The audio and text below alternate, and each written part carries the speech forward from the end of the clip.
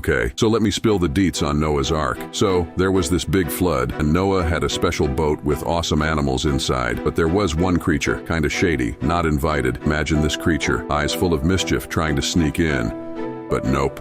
Noah, being super caring but also strict, said, "No way, shady friend." The flood happened, the boat sailed, and the shady creature faced the water all alone. Splash! It took a big swim. Noah, on the boat, felt something deep, like did he regret it or feel a big change? The water went away and whoa, a new world appeared. Noah figured out the shady creature was like a tricky friend. The flood wasn't just a cleanup, it was a restart for a friendly world. As Noah and the animals left the boat bringing lessons from the past, it was like a big movie. Drama, danger, and a reboot where light and darkness find harmony. Talk about an ancient epic.